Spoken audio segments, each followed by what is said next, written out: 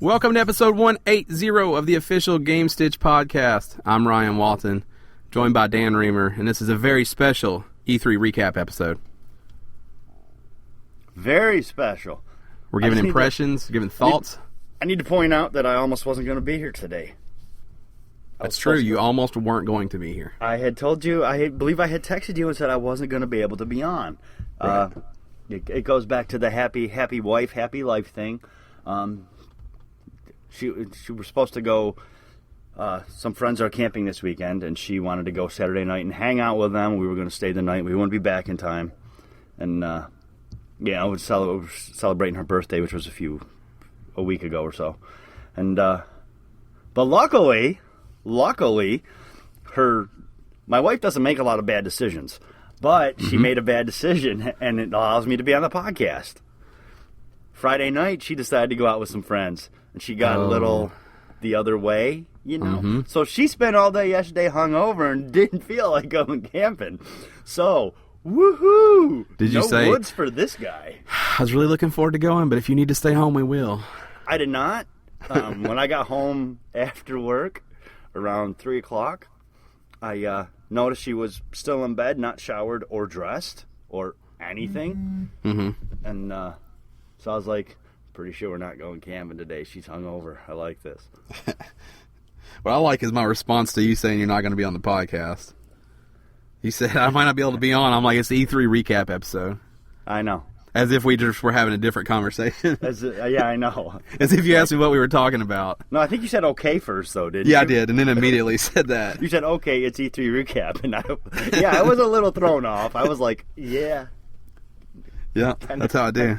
Kind of figured that was coming. So then I was actually prepared to do a little blurb yesterday when I got home yesterday. I was going to just give a quick recap of... my quick impression. 15 minutes to splice in somewhere. Yeah. But don't have to do that now. Yeah, this is way better. This is way better. I agree. So we're gonna skip the normal bullshit up front, and we're gonna jump right into the press conferences. Okay. Plus, it's okay because I'm not in the woods. Let's go back to that conversation for a second. So, fun fact about me: never been camping in my entire life. I have. It's got to be on my terms, though. It's one of those things I have to be like, yes, I want to do this. Let's do this. The problem with that is I never know if I'm going to want to do this. And I'm like that about anything. I'm kind of a spur of the moment. This is what I want to do kind of guy. You know, like I know I'm hungry. I want a good juicy hamburger. I'm going to go get a hamburger. Camping's the same way. The problem with that is camping is kind of something you have to plan for. You can't just be like, hey, let's go camping and get it all together and then go. Because it takes preparation, tents and campers and food. That's what's so good about video games is the preparation is really hitting one button. It's nil. Yeah, right? Yeah. Maybe two if you got to turn the TV on. Yeah, that's true. So and or then you input, go. Right? but I think that is what's so special is that like 5 minutes after the thought, I'm like already in it. And I like how immediately last night I sent you you got on the PS4. I sent you a text to see if you were playing, and then you immediately got off. So here's a fun fact about that. I had turned the PS4 on, put Netflix on, fallen asleep. Oh. Your text woke me up. Oh. I didn't even check to see who it was from. I heard the vibrate, it woke me up, and I just turned my PS4 off and went to bed. Okay. I didn't even see it till this morning. Okay. I was tired. Because literally I was texting you watching it, and I watched you disappear. Yeah. Like, immediate, like, less than a minute. Like, the text, woke me up, and I just shut it off. It could have been from anybody. I didn't even bother. And I was like, oh, guess not. Guess he's not playing. Okay. He could have said that. Yeah. Or I could have this morning, dick. but That's fine, too. That's his prerogative. I feel like if I told you this morning, you would have been like, yeah, I got that. Yeah. So I didn't bother. But I did want to mention it to you because I was a little hurt last night. I was tired. It was late. Yeah, I took it to sleep. It wasn't that late. No, it was like 10 o'clock your time. It was like 10:30. Give me a little credit. Yeah. But I was tired. Playing? Pull the plug out. Well, shit, no. Sure ain't. Okay. Yeah. I took a little, I haven't played a couple nights, so. No, you haven't. Yeah, I haven't. Last night was the first night I'd been on in a couple nights. Yeah, I think I only played Tuesday. I played Xbox One yesterday, but I think I only played PS4 Tuesday. Okay. This week. So yeah, but I got to catch up. Yeah, I haven't played much this week. I scouted out the store like I always do, but most of my time spent on was watching the conferences, and of course some Division. So that's about it.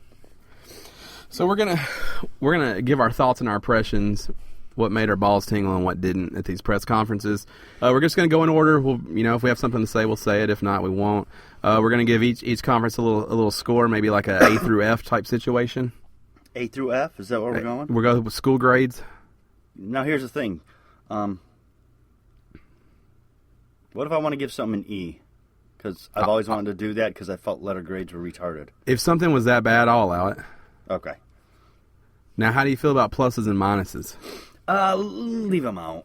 So I think just a flat A through E, letter grade. A being the best, E being the worst, no plus or minus. Yep. Okay, I think that works. Yep. So first up, EA. Mm-hmm. If there's an E coming, it might be right here in the EA press conference. If there's a what coming? An E. An E, yes. But I'm not going to give them an E. I'm going to give them a D. You know,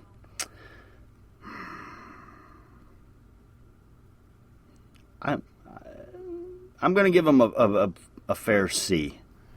Should we do the games and then rate it? Yeah, probably. Okay, so wipe these scores out. Wait a minute, I'll give it a D then.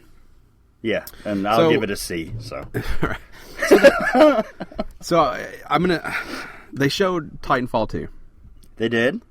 I've dabbled with the first one. Not my style of game. I think everyone listening to this podcast realizes that. I gotta say though, the story mode it interests me a little bit. Yeah. I think it's necessary. The first Titanfall was fun for what it was, but it just didn't offer enough for a AAA full-price game because it was literally multiplayer only. And I think in order to make these games worth it, to reach a larger audience, you have to include that single-player game, their single-player aspect. And I think that the single-player aspect looks like a pretty cool. Yeah, the relationship between the Titan and the pilot, like yeah. I totally see that being a story that I would enjoy, even if the game's not a game I would enjoy. Right. So I thought that was actually a pretty strong showing. Yeah, I did. Yeah, I did too. I'm not going to say I'm excited about it, but right. I think it looks good, and I am interested in it. So the one I think a lot of people were waiting on, not you, but Battlefield 1. Mm-hmm. It looked like Battlefield. It looked good. Mm-hmm. And it looks like I probably won't play it. If I had to play this or Call of Duty, we'll talk about Call of Duty later, I think I play this. Oh, yeah, I do too, no doubt. But, I understand why people are excited about Battlefield. I love that they took a risk here. Yeah, the setting is still phenomenal. What I'm worried is that, let's face it, the weaponry, those things aren't going to control like a 1995 Wrangler, right?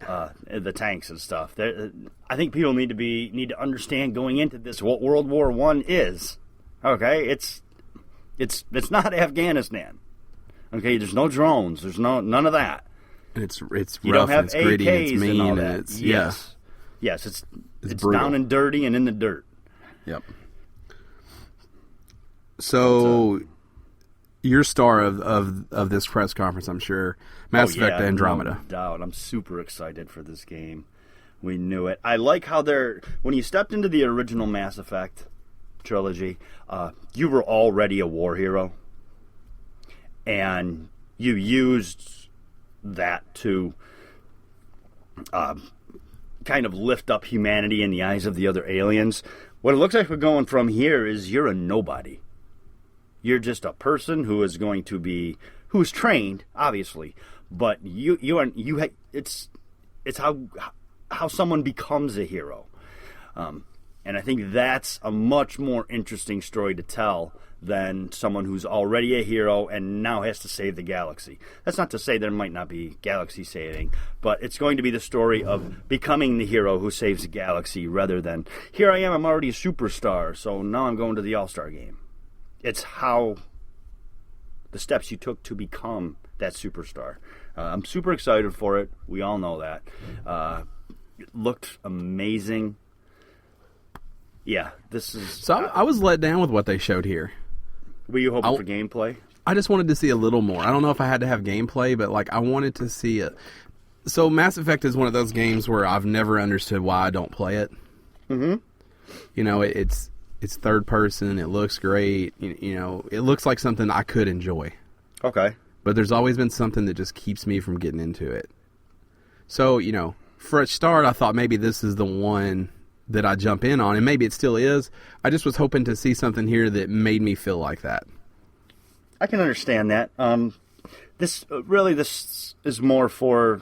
It was more for the people who are already fans of Mass Effect or people who are fans of space and exploration. But don't you think that's weird because those people are already going to buy it? Like, shouldn't you try to get me at this point? Because Dan's going to buy the game. Yeah. EA. He's going to get it. There's going to be more. I mean, I honestly don't believe that EA wanted to use E3 as their launching point for what Mass Effect Andromeda is. I think that's something they want to do on their own terms. Yeah, and I think that's fair too. You know, there's no they can throw an event. You know, things have changed. You can throw an event anytime you want now. Right. I think come fall, you're really going to start seeing EA start doing their own things about opening up what this game is, and those kinds of things. You'll learn more plot details. You'll learn more about characters. You'll learn why this game may or may not be for you. But I think they kind of want to do things on their own terms. They've been very piecemeal about what they've offered so far. But it's been at this point it has been mostly for the fans of the series already. I mean, there's no doubt about that. But the game is, you know, still a year away, so they've got time to develop, so they have something substantial to show. I don't want plot lines or anything like that, but just something to get me, the guy who hasn't played Mass Effect, excited. Right, but in order to do that, I think they're going to need to show you something substantial, and I'm not sure that they are where they are in their development process to where they have something that substantial that is they have to offer you. Yeah, it could just not be ready. I don't know, but I just kind of thought leading into this, like I thought they would spend a bulk of time here, and it would be enough to get everyone excited.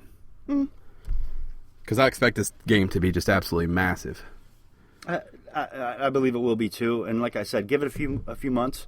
Beginning of probably early holiday season, September, October. I think you'll really start. This is going to dominate your news feed at that point. So then EA backed a dump truck full of Star Wars up. Uh-huh. Of course, they talked about Visceral's game. Yes, they did. Amy Hennig's writing for, and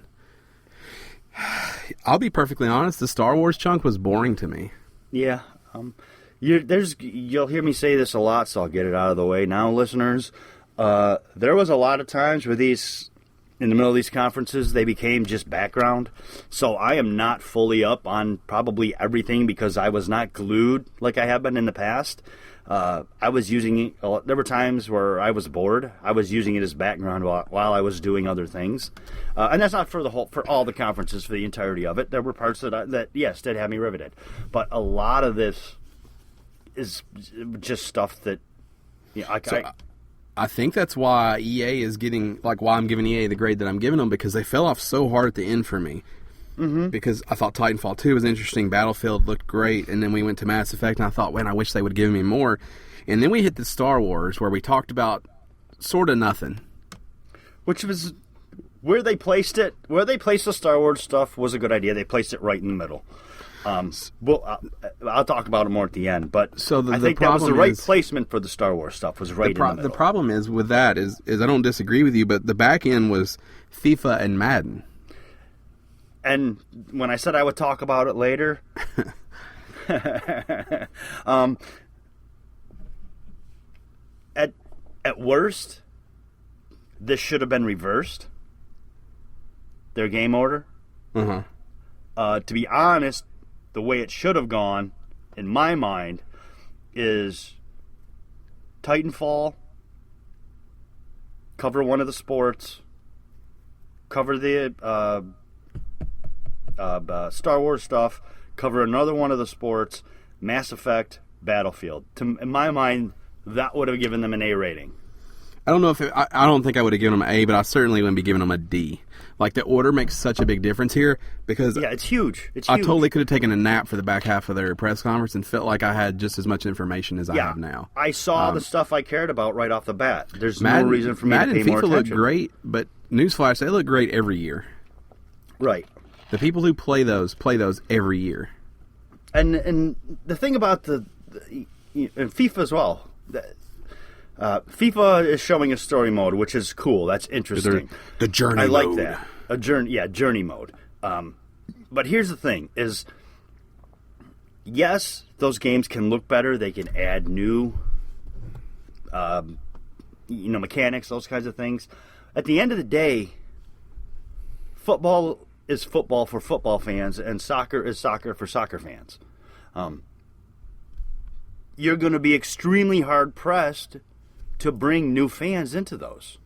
Why have them ending your show? Yeah, I agree. So we're going to rate these at the end. So we wipe out the beginning rating. And what do you rate EA's press conference?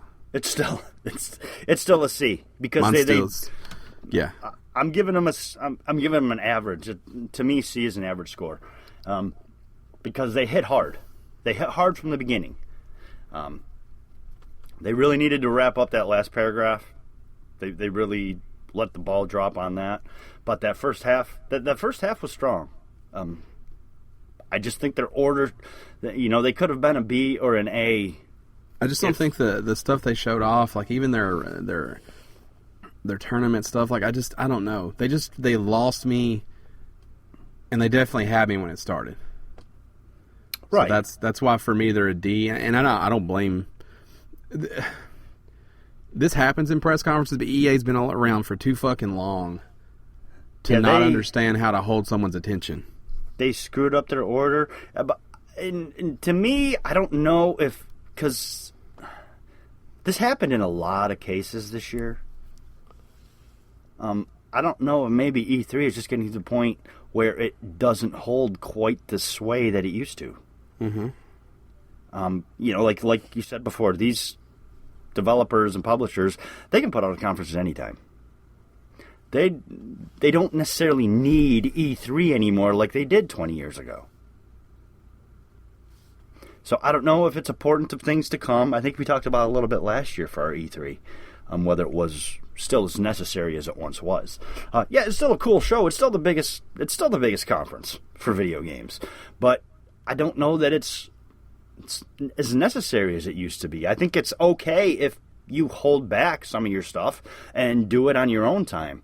And I feel like that's kind of where people are going because in a certain sense they get to control their message better. They have complete control over the entirety of it. So I guess we'll only find out as years continue and see what happens with this trend. So next up was Bethesda. They went Sunday night. They did go Sunday night, you are correct. So I didn't know how to feel about this one because I didn't really know what was coming. Yeah. But I think they had a pretty strong show. So let's jump into it. So they opened with Quake Champions. Yes, they did. It looked good. It looks like Quake. They have been hitting it pretty hard with the stuff that they got from it, and Quake looked like Quake. It's an arena, exactly. Yep. It's we'll have to see about that, but I thought that was a good place to start. I thought that set the tone immediately. It was a punch in the mouth, and I think that's what you want out of Bethesda because I think last year everyone said, "Hey, they have Fallout," but what do they have this year? Right. And I think they're really doing a good job setting themselves up as we are a legit publisher. We have developers that aren't just, Bethesda. Yep. And yeah, I thought it was good for them. So they showed off Dishonored 2. This was the game they spent, I would say, the most time on. For good reason. It looks great. It does look great. They clearly, though, have gone back to... It looks like Dishonored, but it doesn't feel as much like Dishonored. From what I saw, I didn't play the first game, but it looks like they have kind of gone back to the drawing board and made this game, to me, it looks like more fun. More. Yeah. And that was the biggest thing I took away from Dishonored 2 as well, was Dishonored was a great game. It reviewed well. It sold well. People loved it. But Dishonored 2 is all about more of that. I have a badass collector's edition, too. They do. I want mask. it. Whew. That mask is great. Yeah.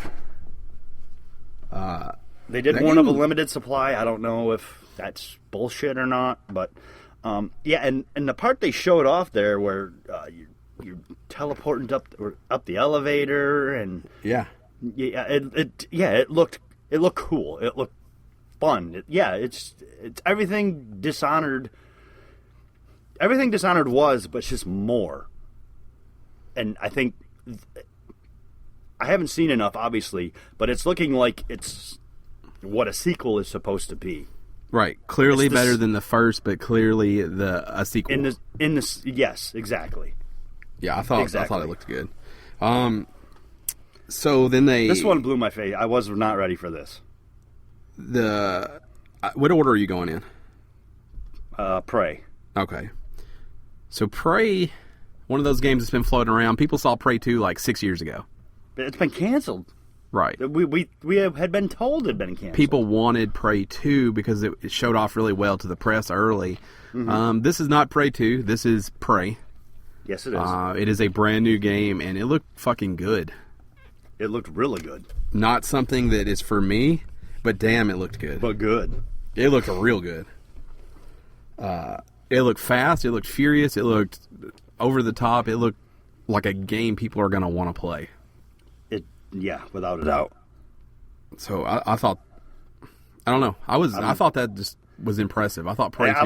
I was too good because I wasn't ready for it. Right.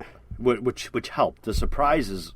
That's the real reason I pay attention to E3 and the other different conferences, is for the surprises. Prey was a surprise, and it was a pleasant surprise. So then we got into the Fallout 4 stuff, which I thought this was kind of boring, just because... Yeah, DLC, updates. A lot of DLC. They did show it off, VR. Yep. I think that's interesting. I think it's a game that makes sense for VR. It doesn't get my blood boiling, though, at E3. Because Fallout's already a game that for some reason didn't hold me like I wish it had. Right. So, it was good to see it there, and I knew it would be there, I guess, but I just kind of hope that they would have something that would make me go, damn, I have to get back into that. There was nothing. No, not for me. I heard the new DLC is pretty good, though, the Far Harbor. Yeah, I heard it's very really expansive. It's like a third of the size of the original map, I think. It's very big. Yeah. And I do still have it, so I need to get back into it.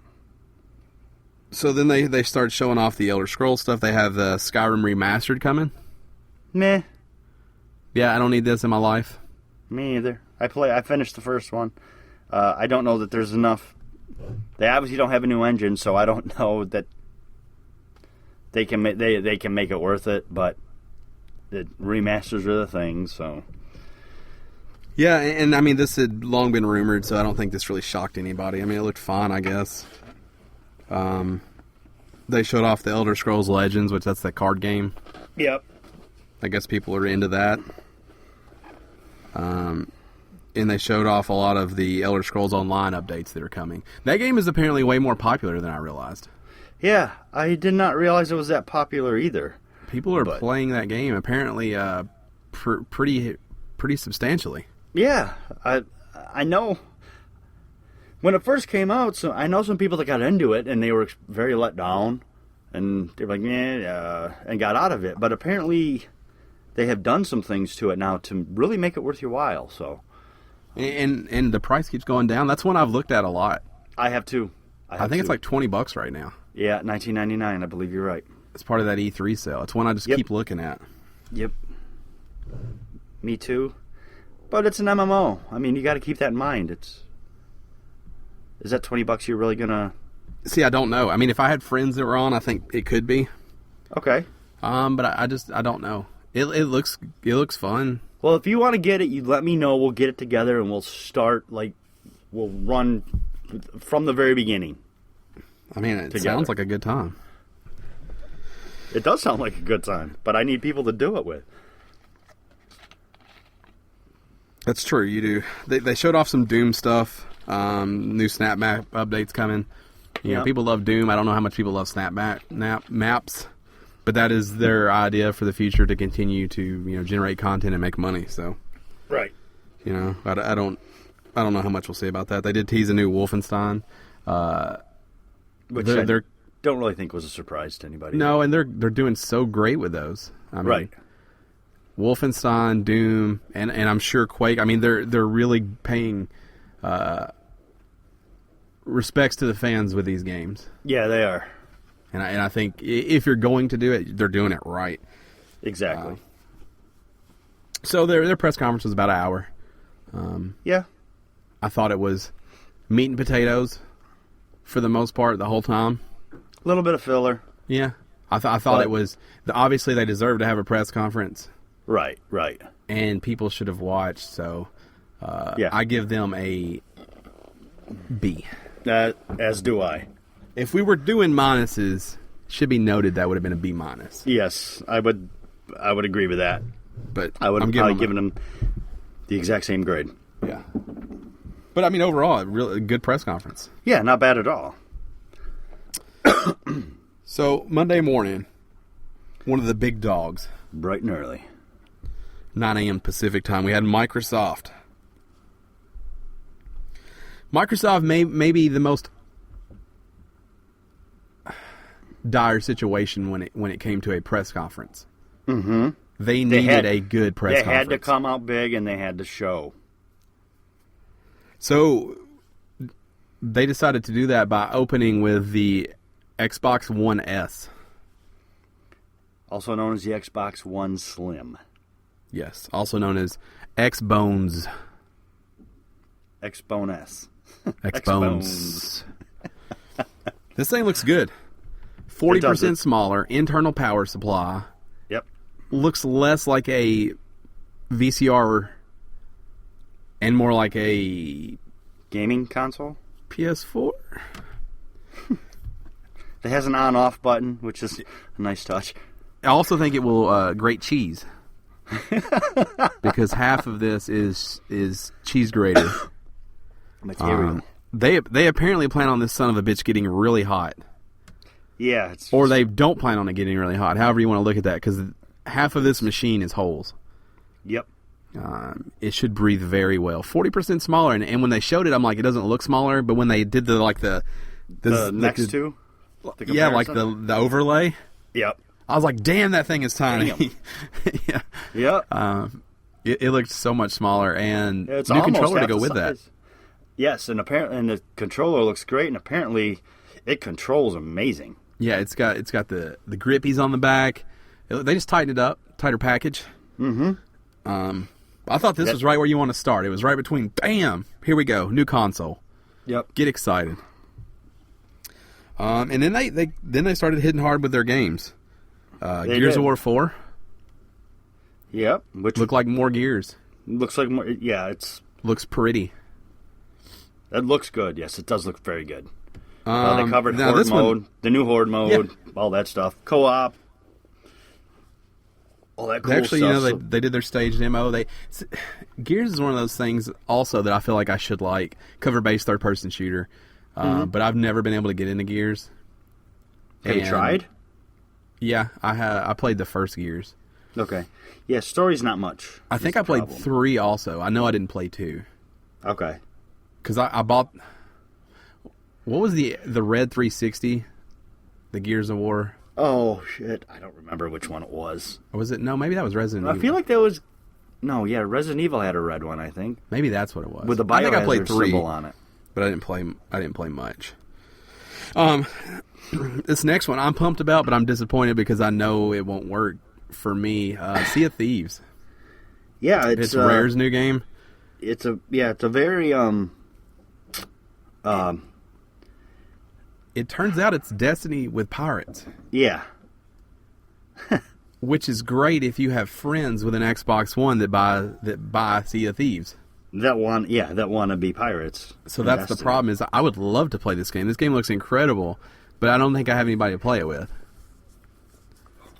So they showed off some cheesy reel of some people playing it, where they're like, "Oh my god, climbing this ladder is so much fun." Yeah, because that's who doesn't love climbing a ladder, right? And that looked like bullshit. I watched a lot of clips of the show floor though. And people that walked up and played that game with like strangers were having a fucking blast on the show floor. Right. Like, yeah, that I saw game that. is like fun. Like the idea of just assembling a group, going out and fucking attacking other people and being a collecting pirate. treasure and being a pirate. Yeah, you're a pirate. I'm not really a pirate guy, but I know you're a pirate guy. I'd love to play this game with some friends. Well, first you need friends. That's true. And then they have to have this game. I've got like 2 and counting. Right. Neither have an Xbox One. Damn it.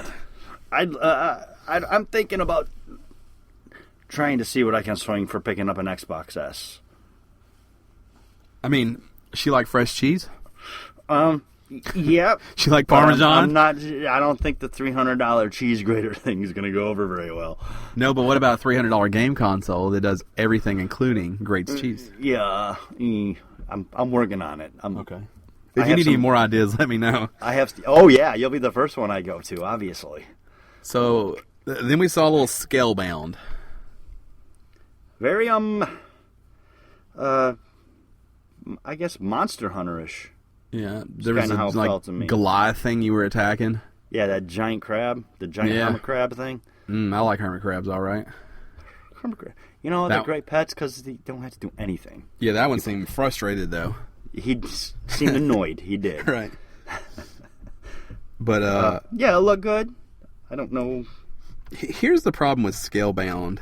I don't know what the problem is. I know that I watched that whole thing and I didn't care. I don't know why. Yeah, I'm not excited for it. And that should be a game that people are excited about. It's huge, it's over the top, it looks great. They've been working on it forever, but I didn't seem to care.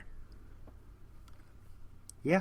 Sea of Thieves got me way more excited than Scalebound did, and that's why they make different games. I get that, so I think Scalebound has a place. Recore.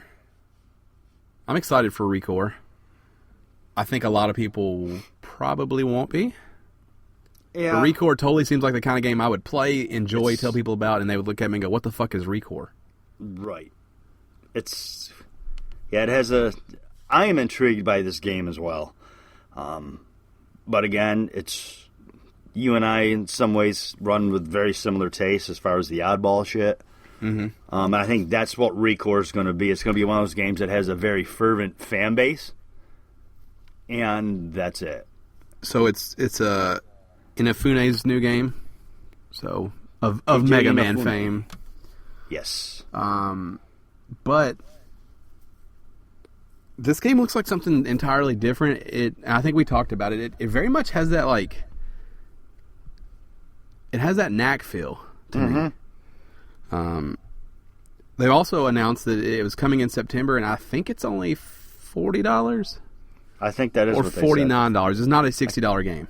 It's not going to be full price. So I don't necessarily think that is insight into what that game is. I think maybe they just think this game isn't for everybody, so if we make it a little cheaper, people will play it. It looks good. It does. I'm excited about Recore. Yeah, I am too. You team up with your friends, take dragons down. Who doesn't want to do that? Me and Scalebound. But I'll do it as a pirate, or I'll do it as like a metal robot, junk robot thing. Yeah. That's fair. Then they showed off one. Well, to be fair, there's a difference between dragons and giant hermit crabs. I feel like giant hermit crabs still aren't that dangerous. I don't know. If they ever had one get a hold of you? Well, if you don't let that happen, you're fine. I don't feel like a giant hermit crab is suddenly going to be faster. It's hard to say. I don't know. Because they're slow I've as not done fuck, much and giant most of the hermit time crab they just research. sit there rolled up in their shell. It's true. They do a lot of that. And you pick them up and they come out all spider-like, and that's where they lose me. Let's talk about Final Fantasy 15. Oh, can we please? Now, this showed up in a lot of places. And it looks like shit in every single one of them. It's some sort of weird boy band taking a road trip in a car. If I see one of these little fucking Final Fantasy fuckers give me the thumbs up sign and wink at me one more time, I swear to God, I'm going to start fucking punching people. It was strange. They also fought a giant arm. Yeah, but all they do is teleport everywhere. It's like you don't actually move. It didn't look very good. It looks like shit. The game looks pretty. That gameplay did not look very good. It did not look fun. And we're going to talk about it in Sony's too, but this game just looks like not a game that has been worked on for as long as it's been worked on. I mean, it looked amazing, but it looks like it plays like a PS1 game. That gameplay of the giant arm hand, yeah, did not look good. No, not what I would have brought to E3, because I have seen other things that are way more impressive about that game. Right. I would not have brought that. That did not look good to me. It did not look fun. The guy playing it looked fucking frustrated. Yeah. It's upsetting. Dead Rising 4. Frank West is back. It looks good. It does look good. It looks like Dead Rising. Mm-hmm. But it looks good. I think Dead Rising needed this. Like they need some time off. You know, Dead Rising 3 was a launch game. Uh-huh. They've taken some time, and I think Dead Rising has the formula. Just don't mess that up, but take the time to make a really good game. This looks good to me. Yeah, it looks good. Forza Horizon 3 looked fucking great if you like Forza. Yep, it looks like more. If you've played Horizon, you kind of have an idea of what you're going to get out of this. Halo Wars 2. Halo Wars 2 has beautiful cinematics that have absolutely nothing to do with the game. Yeah. Like, man, their cinematics are some of the best that they show there, but it has absolutely nothing to do with what the you RTS actually do in gameplay. The game. Yep. That's actually available now through the 20th, so when you listen to this, it may not still be available to play the... it's very limited slice of that game, but you can play it now. It looks like Halo Wars. Halo Wars had a huge fan base. It did. You're right. And not just Halo fans. Halo fans. Right. It was RTS people had an RTS to play on the Xbox. Yeah, it looks interesting. We saw some Gwent, the Witcher car game. Mm-hmm. People, for some reason, love Gwent. This is obviously going to... I love Gwent. It's obviously going to go after the Hearthstone crowd. Yeah. But I am afraid that Gwent will not be free like Hearthstone. I would bet probably not. You'll have to buy Gwent, and then you'll have to buy things once you buy Gwent, probably. Probably. But I'll tell you what, the enthusiasm of CD Projekt Red gets me going, even if it's about a card game I don't care about. Right. Those dudes are just fucking happy to be making games, and happy to be making games that people care about. Yep. They love life. That dude was like fist pumping and jumping, like he was just excited to be there. Woo! Yeah, like fucking Ric Flairing all around. Card game, man. Boom! So, I like CD Projekt Red. I hope this does well for them. I won't be playing this. You like Gwent. What's the price point for this? Yeesh. The most, probably $10. Yeah, maybe 12. $9.99. Yeah, I think you be careful with that, because they come in at $20. I think they may just kill that before it starts. I think free is ideal, and then sell the card packs. That's what I think too. But I don't think that's going to happen. But yeah, $9.99 or maybe $12.99, absolute max. I think $14.99 is pushing it. State of Decay 2. Yeah. I'm a big fan of the first State of Decay. I think this is weird to show off at the same time you're showing off Dead Rising. Dead Rising? How many zombie killing games do we need? These are, I understand they're different, and I like what State of Decay is doing. But at the end of the day, it's zombies. Zombie on zombie. Minecraft. They had a lot going on. They showed off their mobile PC crossplay, which when this is in full swing could be cool. It means that I could be playing at home, maybe on my PS4, or let's say Xbox One for now. Or PC, I guess I should say. And Matt could be on his phone at work, and you could be on your phone at work, and we could all still be playing together. Right. They showed it off in the Oculus. It just looked. The idea of everyone playing together on different platforms is something that I think is really cool, especially for a game like Minecraft that's not competitive. Right. And they also talked about Realms, which is coming later on. But Realms will allow you to play on a level even when maybe that person is not online. This is what I've always wanted for Minecraft. Because that means we could start a map together, not my map, because I love those. Right. And all of us could play whenever we felt like it. You could be on all day building some Mass Effect bullshit that I won't understand. Right. Matt can get on and build a super modern home. Gerald can get on and go mine for everything. And then I can get on and build the house that looks like every house I ever build. All on one map on our own time. If we all happen to be on, great. If not, we can still do it, Realms is cool. Realms is you what... You to make your own world, essentially. Yeah, but you can all build... Like, what if we all wanted to recreate, whatever, the Clarksville? Okay. We could all jump in and start working on that. Right. As we had time. Like, I just... I don't want to do that, by the way. Right. If Minecraft continues to update like this, though, it's a game that, seriously, I can't see an end for. Yeah, I can see that. So then we went straight into Inside, the new game from Playdead, the creators of Limbo. Yeah, I'm not super excited. It's just been a long time. It looks okay. It's what it is, what it is. It's just been a long, long time. They did announce that Limbo is going to be free for a limited time for everyone with an Xbox One. You should definitely pick that up. That's a good game. If you haven't, yeah. Yes. So Inside is coming in June. Mm-hmm. I don't know. This month, I believe. I don't know if I'm going to get this game. I love Limbo. Limbo was awesome. It's just been a long time. So then we saw some Division stuff. Do you want to talk about this here, or do you want to wait? I want to talk about it here because Microsoft got they have the exclusive. They get everything a month earlier. Okay. So I'm usually not one who gives too much of a shit about the exclusivity. This pisses me off because I want to play this. I wondered when I was watching this if that was something that was gonna... This is the first time. I mean, I guess that's a testament to the game, but or maybe it's just a testament to me. I don't know, but I was like, "Fucking, are you fucking kidding me? Really? They get it first? Why did they get it first? Pieces of shit." And of course, and it did occur to me that Sony gets stuff first too, and those people are mad. But I never cared because I wasn't one of those people. Right. Now I'm one of those people, so I'm like, what the fuck? And it kind of sucks, right? Yeah.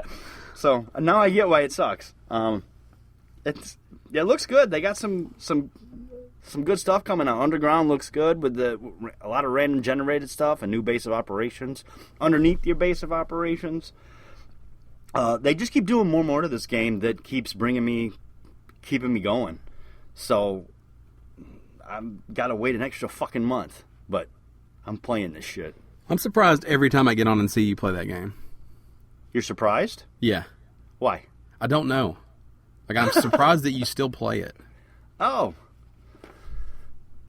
But I don't know why. I mean, there's no reason you shouldn't still play it. I'm just surprised every time I get on and I'm like, really? Still playing that? I mean, I don't think you've probably ever seen me play a game for this amount of time, have you? Maybe that's what it is. I'm just because you're very like ADD with your games. Yeah, I go. You all play them hard and you don't right. play them at all. Yeah, and I think maybe that's what is Hoffenshow plays the life out of a game.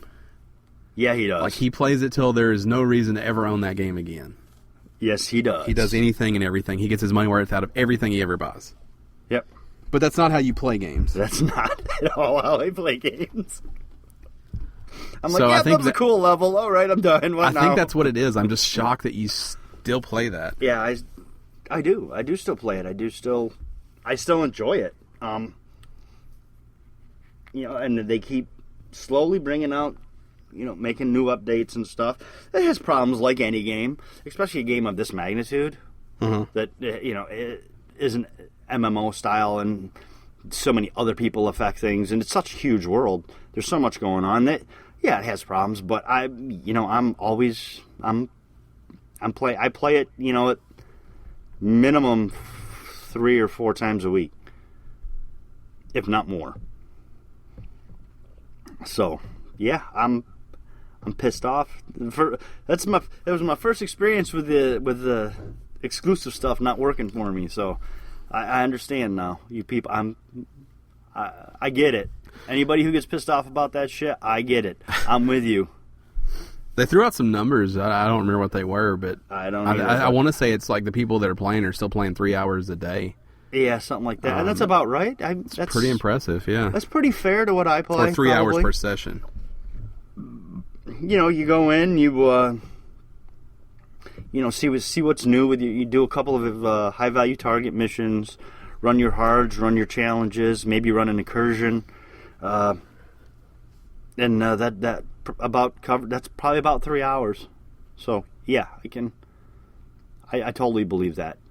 Because, you could just do 2 things in that and be playing, do 2 of those, and if you do them the right way, you can be taking 3 hours. Or the wrong way, depending on how you look at it. But, you get they've changed the loot system now in the last update, so it works a little more in your favor. It's a little better. There's loot all over the place. So, yeah, I want to play this on the 28th, but I can't because fucking Microsoft, a bunch of cocksuckers. That's exactly why. Then we saw some Tekken 7. Yeah, like Tekken. Looks exactly like Tekken. It looks like Microsoft is trying to let people know we have a fighting game too. The thing is, it's not exclusive. Right. Announced for Xbox One, PC early 2017. I don't know that means it won't be on PS4. Yeah, I don't either. I don't know with that. I don't know. I used to play Tekken a whole lot. But fighting games just don't do it for me anymore. So it looked like Tekken to me. They also announced Tekken Tag Tournament 2 is free for Xbox Gold members. Which is super easy to say. Yeah. Tekken Tag Tournament 2. Tekken Tag Tournament 2. People like Tekken. So maybe this Street Fighter has while Street Fighter 5 is a very good fighting game, they have very much dropped the ball on rollout, and they're struggling to get that game where it needs to be. Right. At the core, it's good, but everything around it is shitty, and they missed their May update. Mm-hmm. They have done away, I think, now with their fake store that they were going to do, and they're just going to use the PlayStation Store, which makes more sense anyways. Right. It's like, hey, maybe don't build your own store when there is a fucking store that already works, that people understand. Yeah, maybe put that time and effort into the game, to the update that's not coming through. They have just really dropped the ball when it comes to supporting what they said they were going to do. Supporting that, right. But the game itself is good. So I guess, this is Microsoft saying we can do it too. So then there was some filler sprinkled in through here. They announced that it's like cross-play for PlayStation, but they have the Xbox Play Anywhere. Mm-hmm. So you can play on PC for free when you buy an Xbox One game that supports it, which was damn near everything in the show. Exactly. I think there's a lot of value there. I watched an interview with Phil Spencer, and people are like, he said people keep coming up to him and like, good, thanks, now I don't have to buy an Xbox. Right. And he's like, yeah, okay. Just buy the games then. That's okay. As long as you're still playing the Xbox brand. It's fine if you don't want to buy an Xbox. I think people are thinking that that somehow they're screwing themselves up by getting you to not play on Xbox, but it's just buy it. Buy the games. Buy the games. They're not making their money off hardware anyways. Exactly. Never have. Right. So if you would like to just buy the games and still enjoy those, that's okay. So Killer Instinct, they showed some updates for that. That game's still plugging along. You're getting a character from Gears of War, General Ram. Now this, like I said, this is just filler stuff. This was like a 30-second commercial in the middle of their press conference. The biggest thing, though, for me, was the design your own Xbox One controller. It's very cool. The Design Lab thing was... I've already been on the site. I've already built about 3 of them. Yeah. I haven't ordered one yet. I haven't pulled the trigger, but man, I'm totally going to buy one of these controllers. I'm upset that Sony didn't do this also. Yeah, it's cool. Like if there's one thing I wanted somebody to copy, it was that. Yep. Why doesn't everybody have that? Why can't I do it with my console? That'd be so awesome. These controllers are like $80, $5 more if you want your name or gamer tag in there. And I don't even care. Like, I don't even care what it costs. The idea you get to make your own controller, man. Everything. Front, back, analog sticks, buttons. All of it. Super cool. You could do a USA one. You could do a red, white, and blue one. Or the one I built was all like purple. Everything was purple. All the buttons were white. It looked incredible. I bet. This is a fantastic idea. I'm upset that they breezed by it the way they did. They should have had some examples on stage. It is the new controller also. This should have been the whole conference. If they did, if they would have dedicated like an hour and a half to this. But you could also build your Xbox One S the same way. Oh, that'd be cool. That'd be very cool. You could fucking custom. You could have the only one that looks like yours. Because you know I'd be getting that fucking Scorpion one, right? Oh man, I don't think it would be that customizable. But this was fucking cool. That's all I've been thinking about since we talked about it. Is I want that now. 8 million combinations for controllers. There is a chance if you go fucking ridiculous enough that you could have the only one in the world. Yep. That looks like that. That's awesome. And then they showed off some new Xbox Live stuff. Clubs. It works like Community does on PS4. Looking for group, which is cool. This has in the past been done on third-party websites. Yeah. But it gives you the chance to say, hey, I'm a rank whatever in Division. I'm looking for people to do X, Y, and Z with. Right. And so that you don't have to sort through the bullshit. You just get that. And because it's built into the Xbox, you don't have to go, oh, well, you're on PC or you're on PS4. Whoops, my bad. Like, you know that they're on Xbox One. Right. Yeah. And then they showed off Arena, which will be their tournament platform. Which, I like being a part of the Rocket League one has been fun. Yeah, so an easy way for people to do tournaments on the console. I think that's a fun idea. Yeah. Then get behind it. So what's your score for Microsoft? Microsoft gets a B as well. I'm going to give Microsoft an A. Are you? Uh-huh. Now, again, if we were doing pluses or minuses, it would be an A minus. See, and I would have given them a B plus. Uh-huh. I think we're right there. So, I thought it was a solid. as far as grading the conference goes, which is what we're doing, I think they screwed up with Dead Rising and State of Decay so close together in the same conference. Right. I'm sure right now everybody's screaming at their thing, being like, they didn't even bring up the Scorpio. I mean, they didn't show anything about the Scorpio. All they did was confirm that it's a thing. Right. I don't really, for me, that wasn't part of the conference. That was exactly. We're making a Scorpio. Yeah, it's going to be more powerful. Everything's going to work. Here's what we got here. The same thing that Sony has said in a letter, in a post. I just don't, to me, that didn't make or break the conference. It had no bearing on it. If they would have showed the Scorpio, I think it would have been super confusing for people. Mm-hmm. Especially with the S. But for it to say it's holiday next year, just leave us alone right now. Right now, the S is their focus. Right. As it should be. Yeah. Oh, I'm yawning. I'm sorry. Because if you show both in great detail, everyone's just going to wait. Yep. But the way they did it, for me, at the end of that show, the S was the only focus for consoles. That's the way I felt. It looked good in white. Yeah, it looks really good. I mean, I want one. I wanted one too, and I just got mine last year, and I was like, damn. I want one. You look nice. You're taking care of yourself now. You look nice. You got off the stuff. You got off that shit finally. You look good. cleaned up a little bit, shaved. So then we moved on to the Ubisoft. Ubisoft.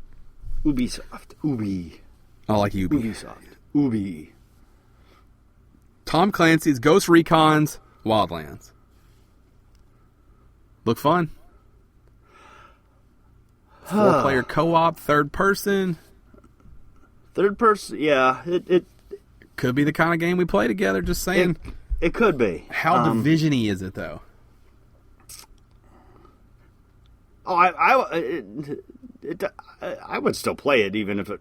Yeah, I mean, I get gameplay-wise, I guess I mean. Yeah, I don't...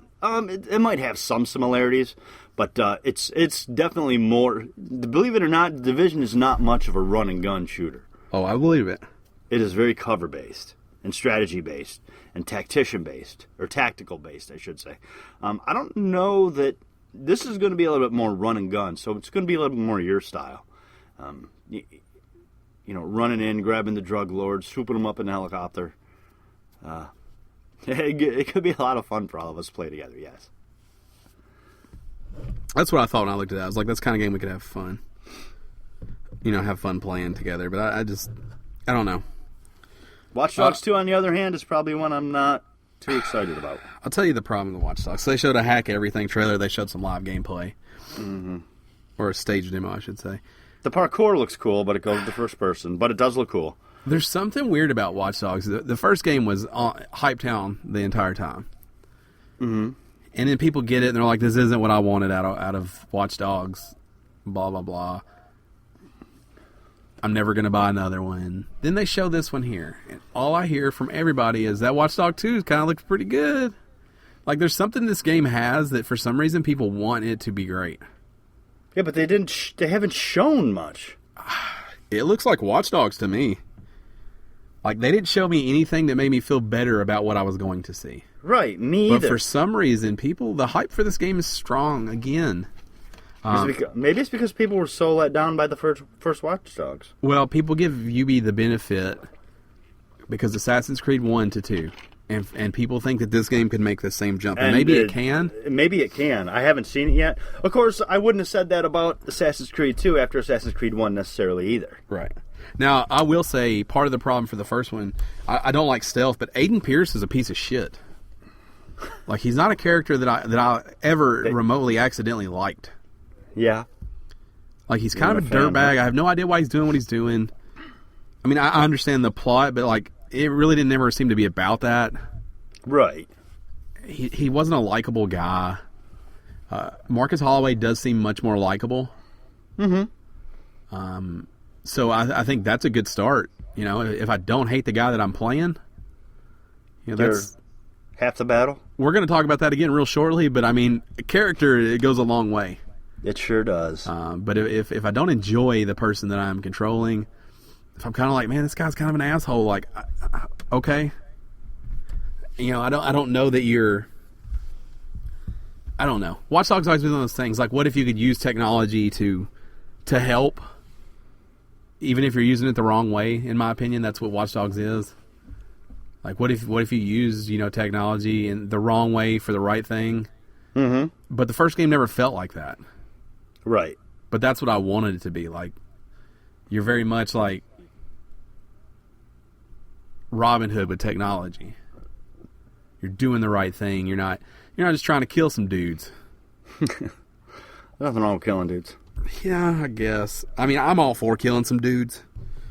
But, like, what is that, It's dude killing. So we saw some South Park Fractured But Whole. We did. That game looks good. It looks funny. It looks good. If you pre-order, you're actually going to get Stick of Truth for free. Which is pretty cool. Yeah, real cool. I mean, I think that's the way to go. Yeah, definitely. They had Matt and Trey come out on stage and do like a little couch interview thing. Yep. Where they dropped F-bombs and people did. Giggled. The fractured... I love the puns they play with their fucking... The fractured butthole. Yeah, I get it.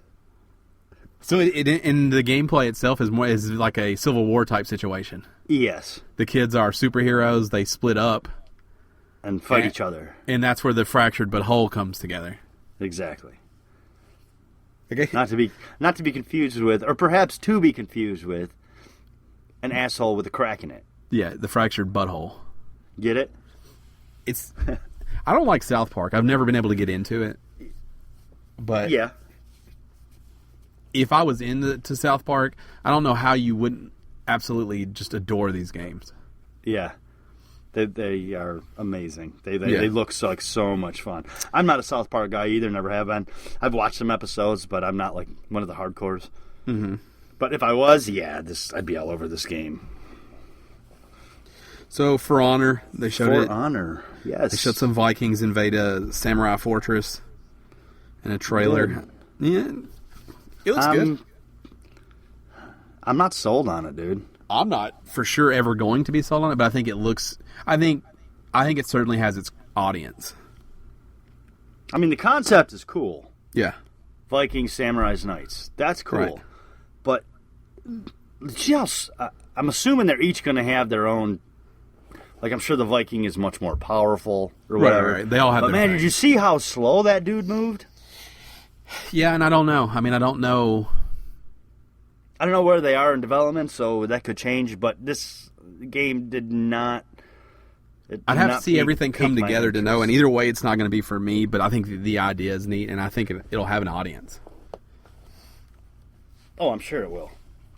So, did you have anything else to add about the Division updates? They just showed a new. Ubisoft showed during their conference, I should say, they showed a new trailer for the second expansion, which is going to be titled Survival. They showed a small teaser. Basically, going to take place in middle of winter. You're going to have to survive as long as possible in a hostile environment. I don't know what that means. I don't know if it's going to be some sort of horde mode, or I really hope it's going to be.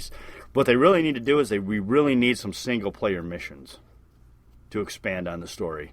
That could be coming later in some more DLC. I don't know, but that was kind of cool. I was excited about that. Of course, I'm excited about the Division stuff. What's the other one called? Underground? Underground is the first one that comes out the end of this month for Xbox, and so they have Underground and they have Survival. And then Survival, and then there's going to be a third one as well, and I can't remember what that one's called. Gotcha. So if that doesn't get you shaking, it maybe Just Dance 2017 will. No. You see what I did there? I did. Still don't care about the game. Somebody buys these, I guess. They do, but it's more of the same. It's just new songs. Yep. And now we got this flaming pile of horseshit. Star Trek Bridge Crew. This is a VR game. This is a VR experience, let me say that. It's a VR experience. Where you gather your buddies up. You put on $1,700 worth of equipment.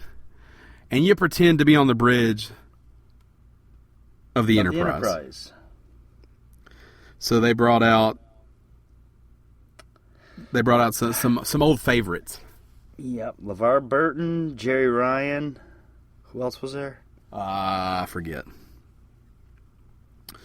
LeVar Burton, only one that matters. So let's be clear. Right. So they show this rainbow, bitches. They show this pre-tape thing where these guys are just trying to act like they're having the time of their life. Here's the thing. I thought these people were good actors. I mean, they're in TV shows, they're in movies. They could not pretend to be excited about something. Right. So you're basically pretending to do the jobs of the bridge. So you're just pushing buttons and poking knobs. Different crew members, yes. Right. They tried to pretend like they're having a good time. That was pre-recorded. Then they brought LeVar Burton out. Aisha Tyler brought him out. He came out there. He pretended to still also be in love with the experience he had with that game. But I don't think anyone left that saying, I need to do that. Yep. This thing looked clunky. It didn't look fun. Looked like if they didn't throw them some bones, they definitely wouldn't have been there. Yeah. They also showed off what is the Eagle's Flight? Yep. And that looked like shit too. They had a weird stage demo. That looked like shit too. Oh yeah, where they had the teams of 3-on-3. Yeah, so it's like a capture the flag, but the flag is prey. Yep, you gotta put it in the nest. Yeah. And fly, and apparently it takes place in France. That game is fucking fast. It is fast, but it looks horrible. Apparently, you have to be playing it to enjoy it. Because those people on stage sure fucking had a blast. But it didn't look good. I can see how showing off VR does not work the way it's supposed to. Because if you felt like you were flying, that probably is way more of an intense experience. But they're like, oh, someone's behind me. Oh, he got me. Who's going to pick it up now? Like it was, all right, guys. I'm not 6. But playing that game is probably a different experience. That's been one that I was excited about until I saw this. So, I don't know. I just don't know. I thought Eagles Flight was going to be a neat game, and then I watched this. I love that statement. And I'm like, what are we doing here? What's happening right now? Oh, shit. And why is it set in, like, thrown away Assassin's Creed concept art? And then they showed off their Trials of the Blood Dragon, which is just like a story mode with adventurers, only with trials. It kind of mixes. It's got platforming though. Yeah, it kind of mixes trials, obviously, and what was the blood? Was it Far Cry Blood Dragon or whatever it was? So it's kind of mashing those universes together. And you play like mine carts. It looks weird. You can get it now. They announced it was out now.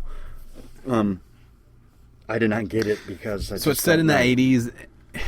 So everyone says the trials part fantastic. The platforming part is shit. So that's what I've heard too. So I love the first trials or the trials for Evolution or whatever this one is. Yeah, the one for this generation. I love that game. I played the shit out of it. They took too long to get multiplayer in it, so I think it lost a lot of steam there. If they would have just come out with more trials, I probably would have bought it. But this, I don't want to do platforming in my trials. I don't like platforming in my trials. They had the producer come out for the Assassin's Creed movie. Mm-hmm. Didn't really care about that. They showed Grow Up, which is a sequel to Grow Home. Mm-hmm. Which I couldn't stand. It controls like shit. Right.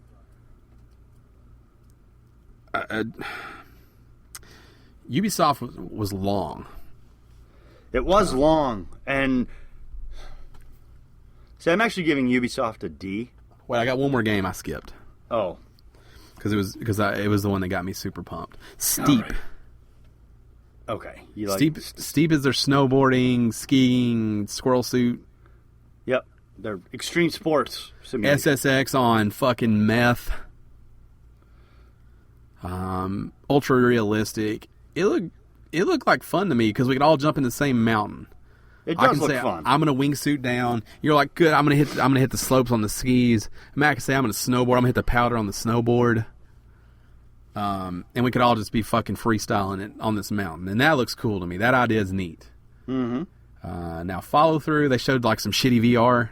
They did, and I mean that exactly as I said it. What's shitty? I don't know. I don't know. Steep looks cool. I'm gonna buy it. Wait, did they show VR for this game or not? Maybe I have this confused with something else. I don't think so. Maybe I'm so stuck on Eagles Flight being shitty. Maybe I want Steep to have VR. And it doesn't. I don't remember. Steep look good. Steep I'm going to buy. They all start blending Steep together. has I my understand. Money. Steep has my money because I have every SSX. I love snowboarding. I have all the 1080 stuff from back in the day. I don't actually want to do anything on a cold-ass mountain, but I like the idea of it. All right, so now give them your grade. My grade is a D. Interesting. I'm a... For the length of the conference, they did not show off enough. My grade is a D. These are our personal grades. Right. We have to keep this in mind. There is virtually... Okay, when the highlight... For me, the highlight of this conference was the survival DLC teaser trailer for The Division. There's really none of the other stuff I was excited about or cared about and you know, I could have gotten away with a C for them having a very average conference. The problem is that this thing was like an hour and 25 minutes long. So there was zero content for the time that I spent. I feel like it was even longer than that. The thing felt like it was never going to end. It was so long, and it was so... But I'm going to give it a C. Okay. Based off the fact that I gave EA a D. Okay. It wasn't worse than EA. So, strictly based off of that, they get a C. I'm saying it was worse because it was longer. Right. Because of how incredibly long it was for the content that they showed. So, let's jump into Sony, the other big guy. The other first party. They have the Symphony out front. Mm-hmm. They're doing some chants, which I thought went on a little long. But they open up and it's a shadowy figure talking to a little boy. Turns out it's old Kratos. It is old Kratos, correct. It's a new God of War. That's what it's called, just God of War. It's taking place now, and it's going to introduce us to Norse mythology. So they didn't say during this, but they did say that this is the same Kratos. Yes. This just takes place in the future, but they didn't say how far in the future because obviously he is immortal. He's immortal. So they're going back to Corey. What's his last name? I can't remember. He did the first, or was it the second God of War? Second. I can't ever remember their names. Second. I think it's second. He did a God of War. So he said he basically took some time off from games to do movie stuff, and he learned a lot from that. But he said, you know, whenever they were in initial talks, like, I only want to do God of War if I can fucking tear it apart. Right. And I think it's immediate from the time that trailer starts that that's what has been done. Kratos has a beard, like a man beard. Uh-huh. He's got a son. He's got a son that he clearly doesn't understand how to talk to, but he's trying to figure it out. He gives the son his mom's knife, which I assume his mother is dead. As do I.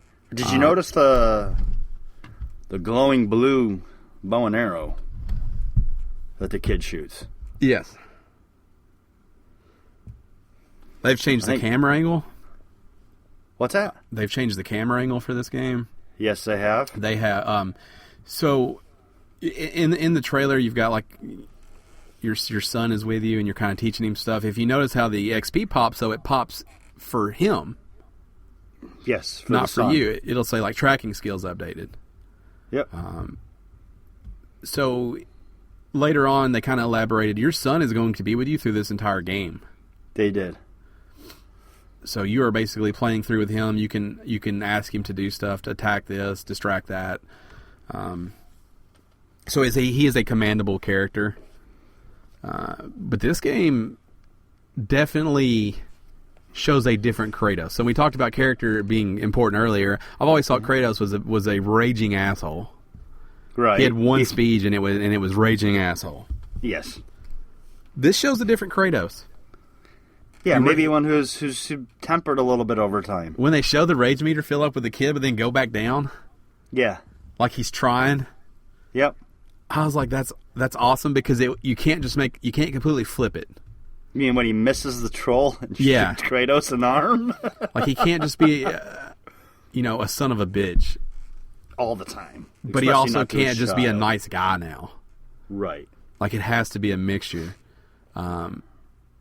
And when he doesn't take the shot, like he gets frustrated with him, but he still keeps calm. The best that Kratos can keep calm. I thought, I don't know, I just thought that was very, very well done. So did I. I thought he did a super good job. Or they did a super good job showing Kratos in a new light without losing who Kratos is. And for the first time, I felt like I care about a God of War, and I might care about that game. Like I might care about Kratos in that game. Right. If Kratos even ends up being your main character. Yeah, I still think he is. I just know that going in, everyone said Santa Monica's going to show off a new God of War, and I thought, good, who gives a shit? Right. But and now when they opened with that trailer, I was like, maybe I give a shit. Gotcha. Maybe I care. So then they went into Sony Ben's game, which we've been waiting forever for. Rumored Turns to out be dead. It may not have been worth it. Rumored to be Dead Don't Ride, actually called Days Gone. Zombies. Zombies. Very much in the Dead Rising style of zombies. With hordes and hordes coming at you.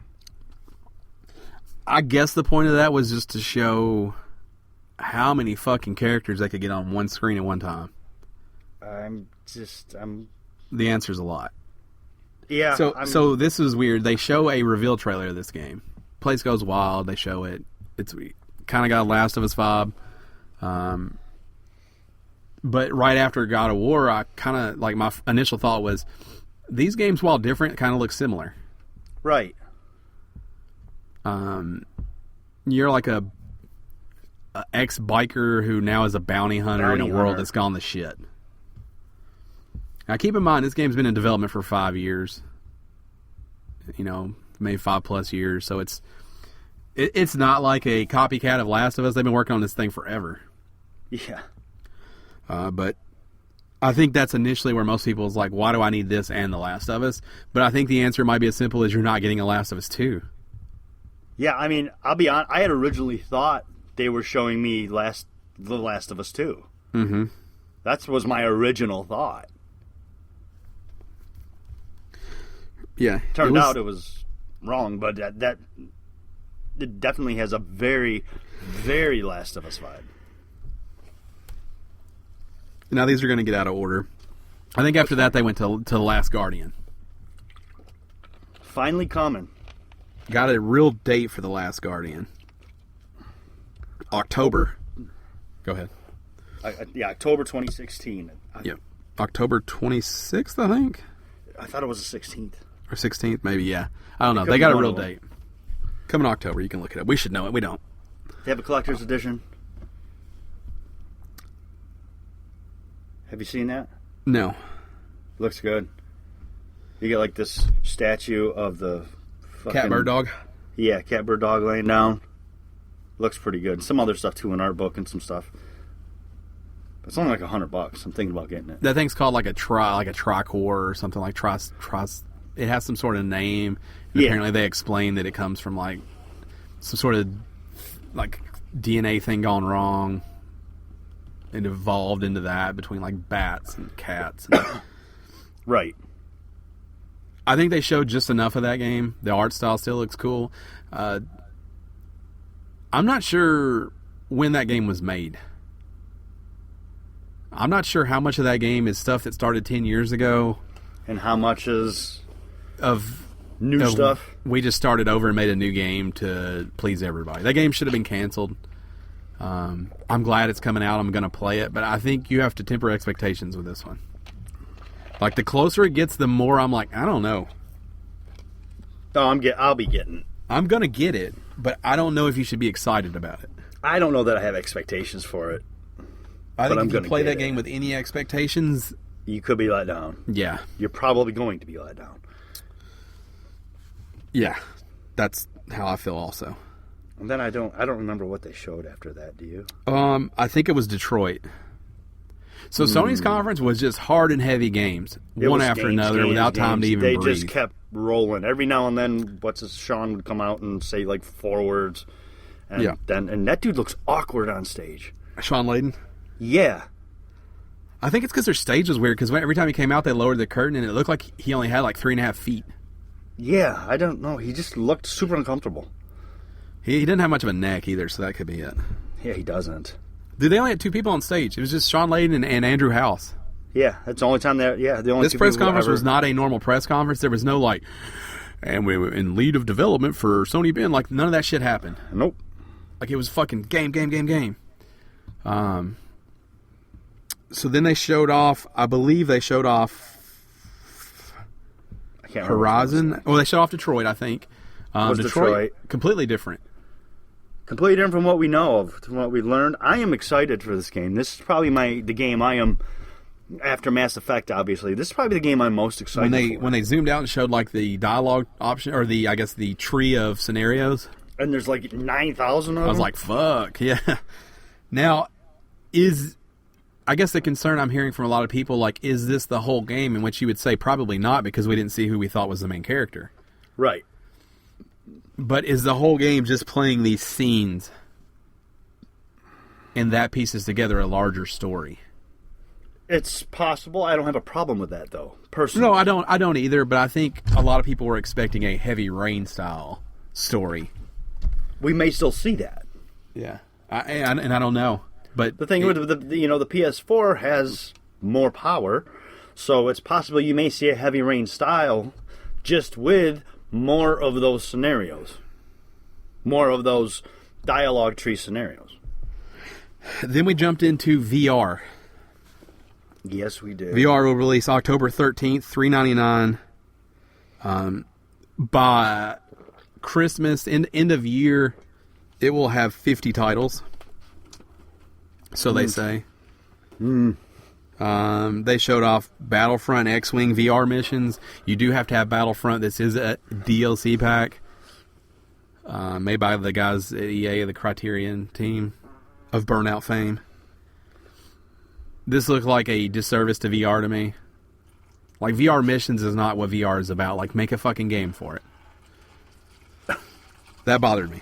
They showed off Batman Arkham VR, which is made by the guys at Rocksteady. I don't know that show it off is the right word. Okay, they announced it, yeah. It was just the Joker, Mark Hamill, talking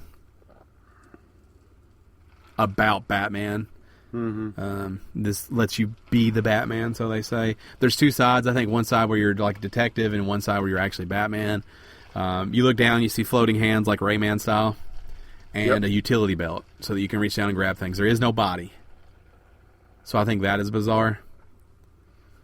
And apparently the way you move is by teleporting. Yep. So a lot of VR games are going to be that way, especially on PlayStation VR. Now, you can still use the controller to navigate in some stuff, but there's no spatial recognition with PlayStation VR, so you can't get up and walk and it work that way.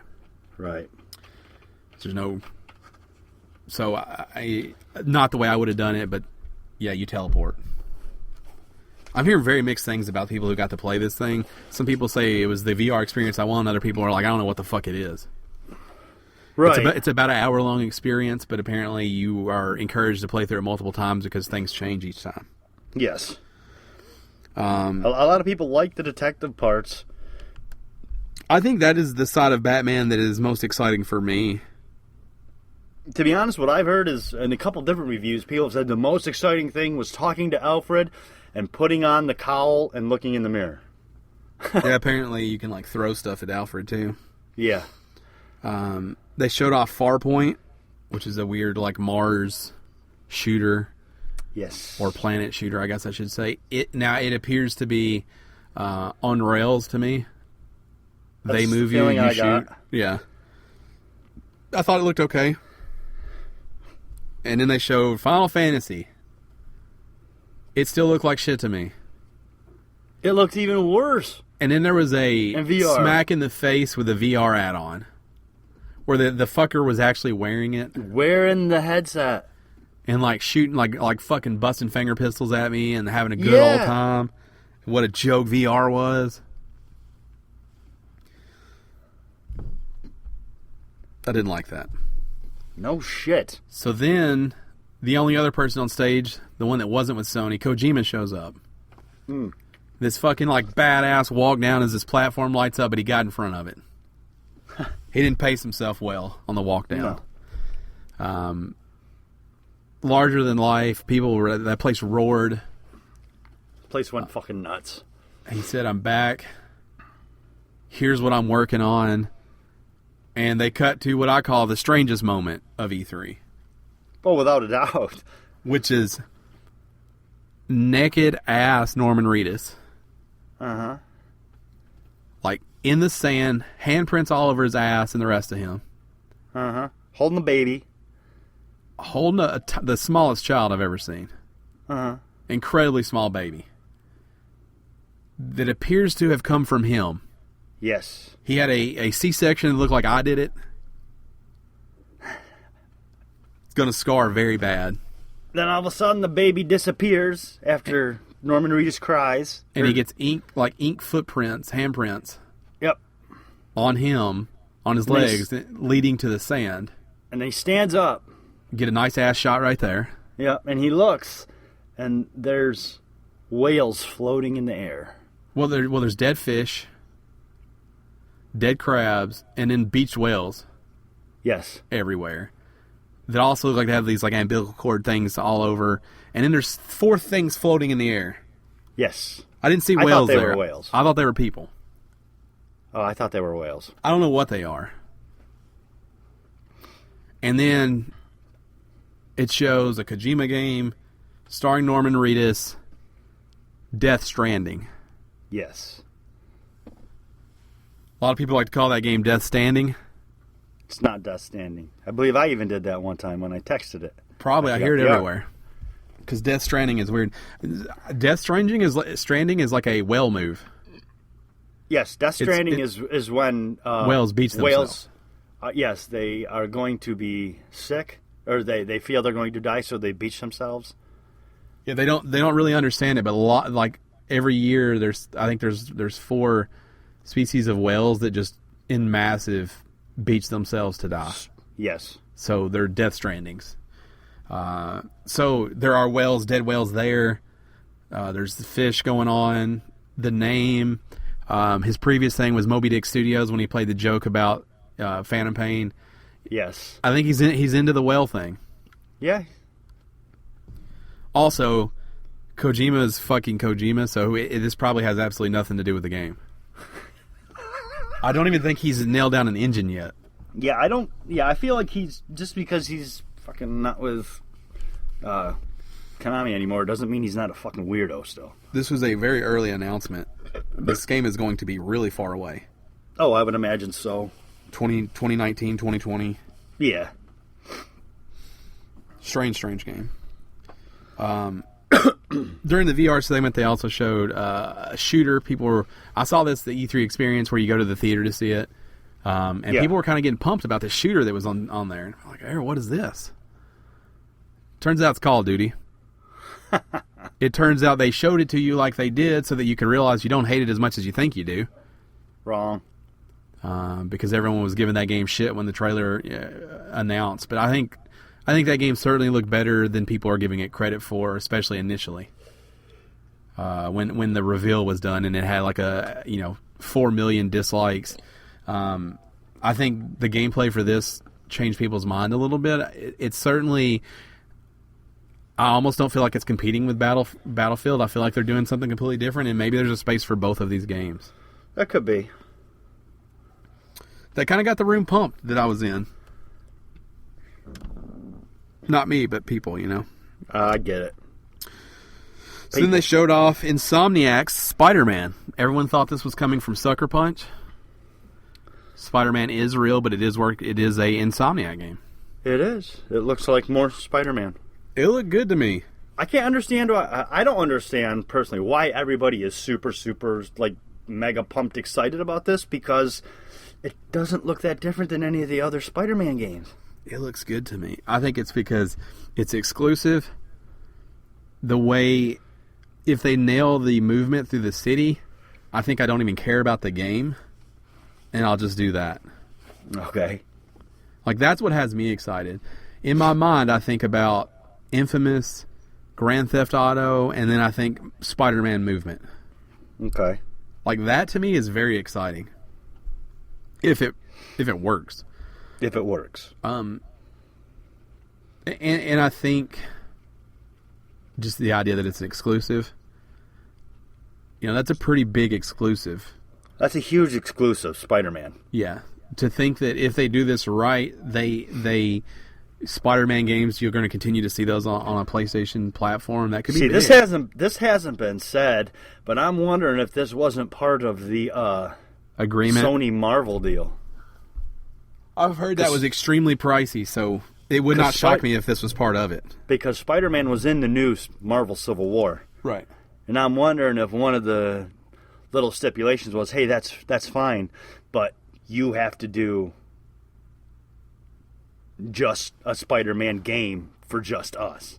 So I guess the part that's strange to me is that this game is being made by Insomniac, not a first-party studio. Yeah.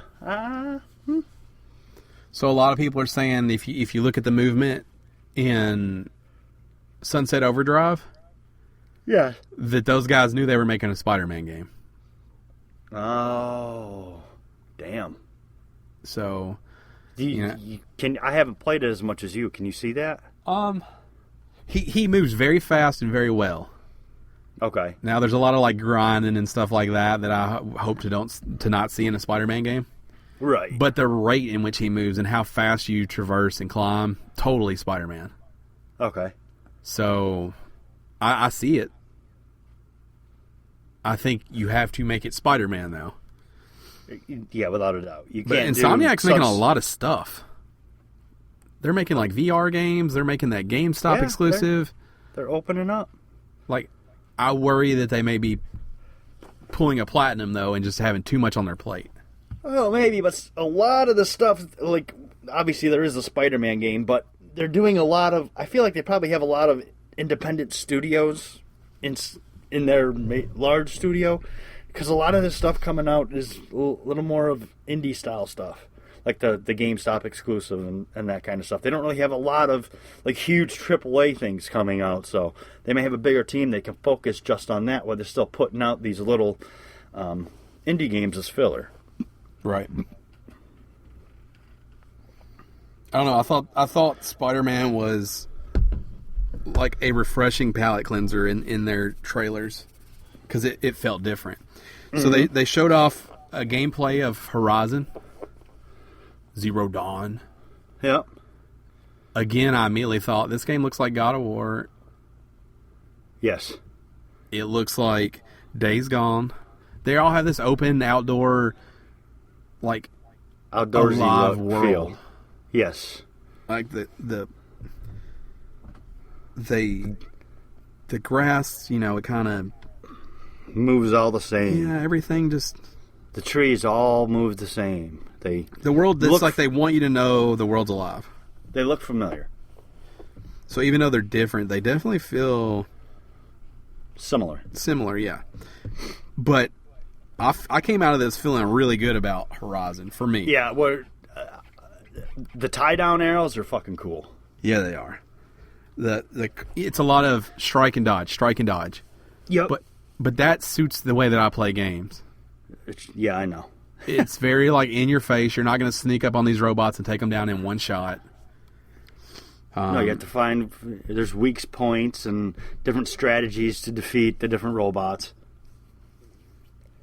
Yeah, it just, to me, this did justice to everything that I was worried about. Horizon looked awesome to me. They showed an environment that looked similar to what we had seen in the past, but she's basically going out and there's these corrupted robot animal things. When she like fucking shoved her staff in that thing's face and converted it over to a good guy. Yeah, like a good robot that she could ride, that she could mount. That she could ride on? Yeah. And that was fucking awesome. And like, yes. So like I said, I saw this in the theater. Whenever that thing died, like everybody went, "Aw!" Like that quickly, people had a relationship with that thing because it was in there trying to help you fight. Right? Yeah, I get. Yeah. So like I see that bond. Maybe you get something and you keep it for a long time and you love it, and it dies and it pisses you off. And so you go a little harder at that thing. It's very much about scavenging and collecting items. This looks like my kind of game. I like Horizon. I think it's strong. I think it looks good too. People have just been screaming for Crash Bandicoot, so Sean Layden walks across the stage with Crash Bandicoot Shadow. And says, "Finally, we're giving everybody what they want. We're remastering Crash 1, 2, and Warped." Yeah. Also, he's in the new Skylanders game, Imaginators, which we talked about last week. Right. There is a Crash version, and I'll say he looked pretty cool in that game. Yeah, he did. He's got his jorts on. He's still shirtless. Still doesn't have a shirt on. Still goofy. The only thing that would have made that better, and I kept hoping this was going to happen, I wanted Crash to strut out on stage with a megaphone and scream something at Sean before he walked off. Yeah? I thought that would have been fitting. Or maybe not say a word, but drag Mario across the stage in the background. Oh, my God, yeah, because that's allowed. You can do whatever you want. Uh-huh. Fuck them. Would have been more presents than Nintendo gave themselves. They also showed off Lego Star Wars 7. Looks like Lego Star Wars. Force Awakens. It looks like Lego. I do like that they're using the movie audio, but still making it funny. Right. Yeah, it looked fine. Looked like a Lego game. So, that was what Sony had. It was just game after game after game after game. No hardware announcement, no Neo, no new controller, no design your own controller, you son of bitches. Nope. What do you score that? Sony, I give Sony an A. Because it was a streamlined conference, and it was all games. Some of them I wasn't excited about as others, but I really didn't see, other than the VR bullshit, a bad game in the lot. I'll also give them an A. I think if I was scoring, I would also give them an A-. Now, here's the reason why. Something was wrong with this press conference. They showed off Days Gone second, and then at the end, they ended with Days Gone gameplay. Yeah. They picked up right where the trailer left off. Here's my assumption. My assumption was it was supposed to go God of War gameplay. Days Gone gameplay. But whatever was at the end of the show was pulled, and they moved the Days Gone gameplay to the end of the show. That's my assumption. My assumption, what was at the end, was the PlayStation Neo. And, yeah. The reason it wasn't shown is because Microsoft specs leaked, and Sony said, we might have to make this thing more powerful. Yep. That is my assumption, is that Sony said, you got more teraflops than us. I could see that. We have a year till this thing goes out. It's not finalized. Let's go back. Let's make this thing more powerful. Better. Let's do something different. Make it better. And we'll just announce it last year, and let's move Days Gone gameplay to the end. Because it picks up right where the trailer left off. To me, it didn't make any sense at all. You're right. For that gameplay to be separated. I could see that. Yeah, I agree with that. So that's why the A-. Something was weird about the setup with that game. So that was the conferences. That was E3 in a nutshell. Yeah. Different E3 this year. Not a lot of vendors on the show floor. No, not... Most of the events took place somewhere besides there, but I felt like the press conferences for the most part were pretty good. Yeah, they were definitely very decent. You know, if you're saying the C is average, I only had one that was below average. I think it was a very strong press conference from everybody. The problem is nobody really had, for me, there was none of those really, like, zingers. You know, those games are just like, holy shit, I got to find out everything I can about this game right now. Right. I feel like Death Stranding was supposed to be that. Well, there's nothing to find out, though, unfortunately. Right. But you know what I mean when I say that, right? Yeah. I just... It's hard. It's like now everybody wants... So... Right. We talked about maybe picking our game of the show, but the problem I have is, like, you're right. Like, what do I want to learn more about? Well, the game I wanted to learn more about when everything was said and done was, like... Steep. I wanted to learn more about the whatchamacallit, the pirate game. Oh, Sea of Pirates. Sea of Pirates? Sea of Thieves? Or Sea of Thieves, sorry. You know, those are the games I want to learn more about. Right. God of War looked fantastic. Horizon looked fantastic. I don't need to learn any more about those games. Right. Gears of War looked great. I don't need to learn any more about that. Forza Horizon 3 looked great. I don't need to learn any more about that.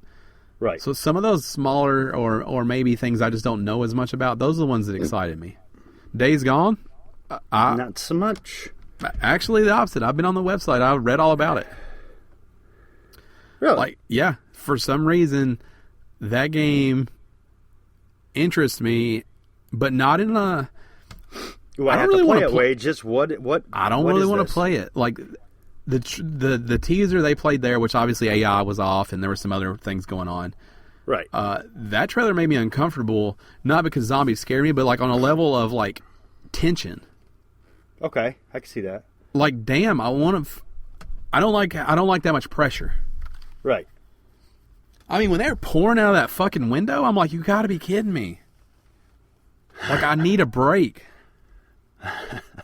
And we're not talking like 10, 15 zombies. No, hundreds. Hundreds. Too many.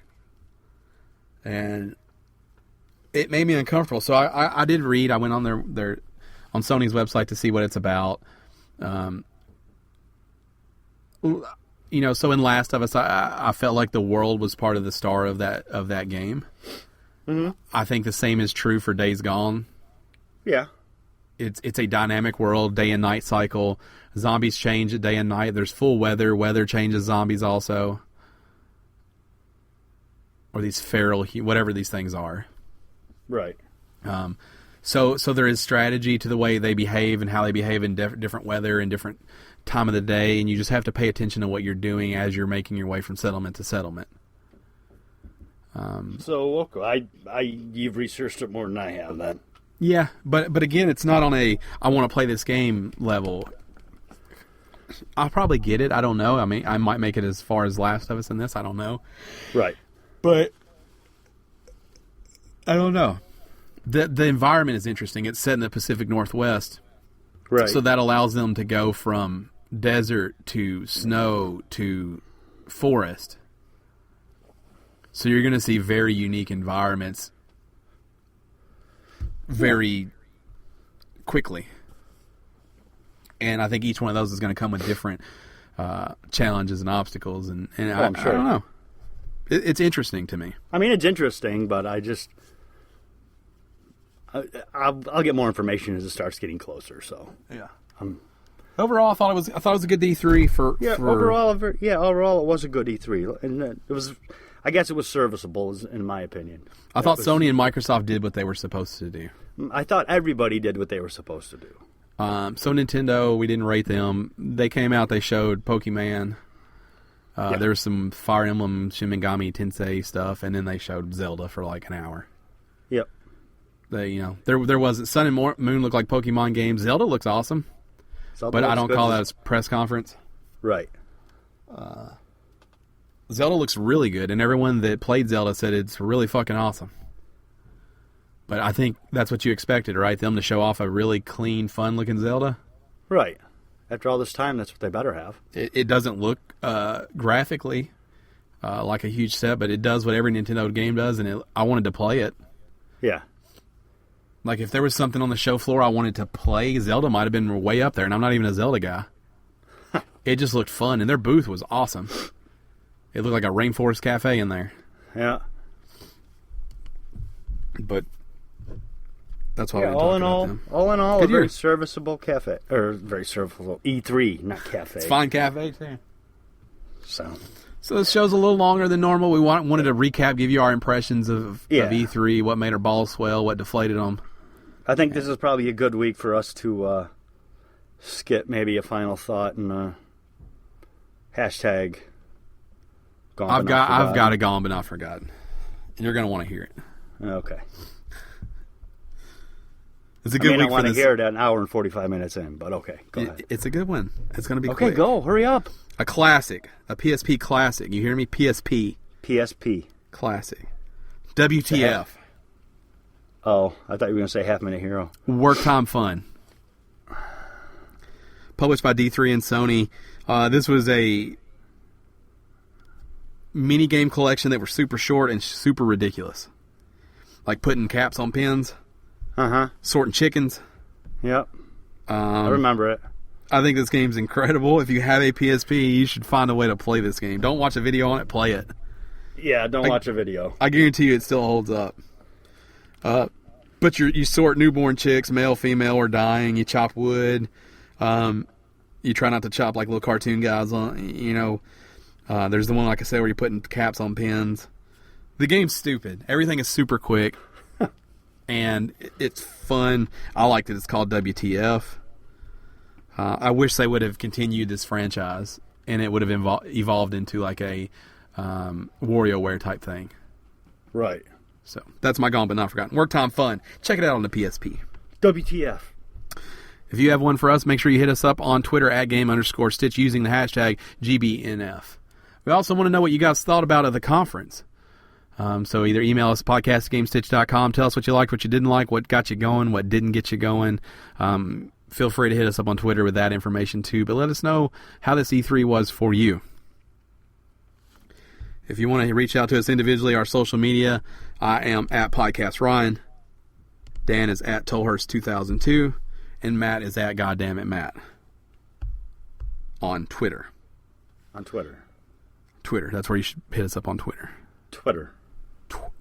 Tweet at us on the Twitters. Yes. We should have some news next week, maybe. Yeah.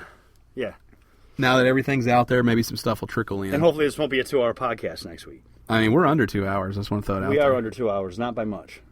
By some, though. By some, yes, but not by much. Thanks for joining us. Remember, we'll be back same time, same place next week. Be sure to rate us on iTunes, Stitcher, SoundCloud. We should be on the Google Play Store. I'm getting mixed comments about that. But be sure to subscribe, like, share on whatever platform you use. That helps more people find this very podcast. So very true. We are recording this on Father's Day, so shout out to our papas. To all the dads. When you hear it, it won't be Father's Day, but hopefully you weren't a bag of dicks and you said something to your dad. Right. If you didn't, call him and tell him you're a bag of dicks, but you love him. Because, to be honest, he had a pretty important part of your conception. Right. He didn't bang your mom, you're not here. That's right. Just throwing that out there for you. So this has been episode 180, our very special E3 recap, thoughts, impressions. And it's time to tell you good night. Good night. Good night.